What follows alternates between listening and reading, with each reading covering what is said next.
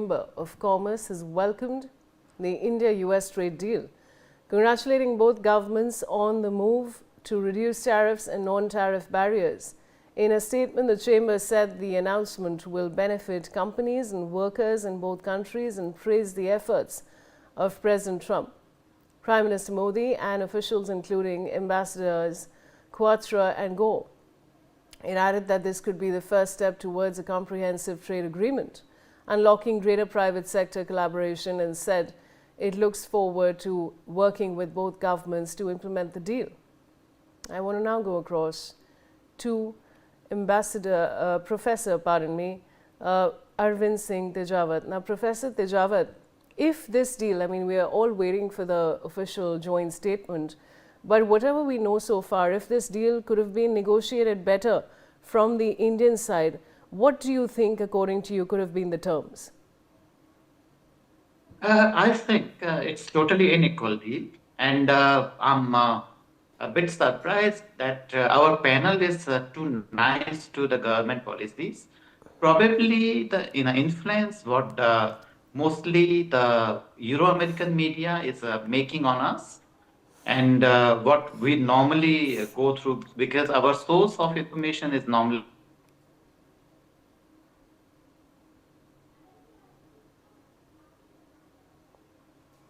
We seem to have lost the audio of Professor Tejawat. Professor Tejawat, am I audible to you?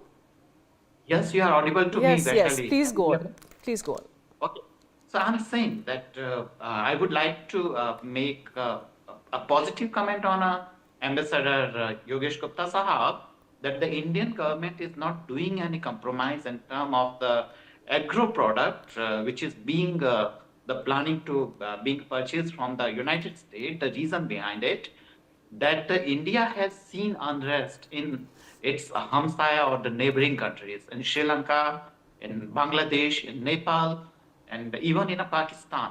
So India will not take any risk to go for any compromise in this deal on agro product, because the farmer movements in India is too high.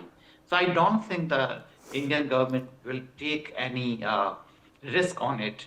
In other hand, it's a really a positive that the crude oil being produced by the Venezuela, the refineries in a Jamnagar, mostly the Ambani Sahab is having ownership of these refineries, is having that capacity to refine the crude oil and to sell in a market.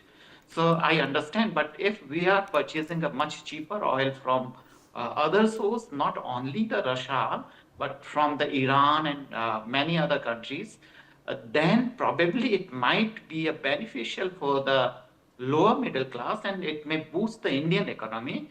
The reason the transportation will be on a cheaper cost. The United States and its policy makers really squeezed our energy security.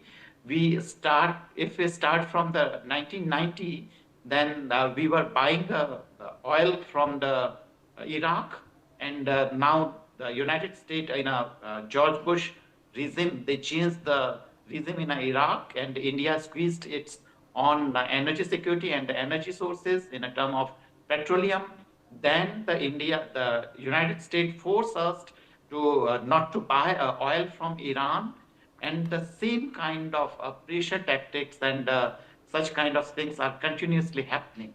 I think that this is the right time to revisit and rethink the India's foreign policy, and India must go for the strategic security, because after Operation Sindoor and the Pakistani military-supported government being supported by the United States, especially the President Trump, invited that military head for the dinners.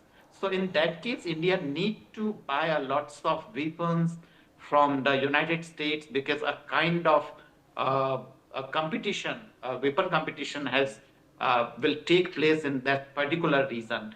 At the same time, the United States is not supporting India to counter the China, especially in the South China Sea. And in turn, so I suppose we are losing our strategic freedom. We are getting nothing. and what in a term, the India is the largest population of the world, and what India is doing, the India is imposed only 0% tariff on United States. I don't think that all these things can be welcome. I support the government policies and everything, but at this time I suppose this is totally unequal trade deal, and we must think about it, and we must try to find out the way that what can be done better. I understand the pressure from the United States because the United States is our largest trade partner.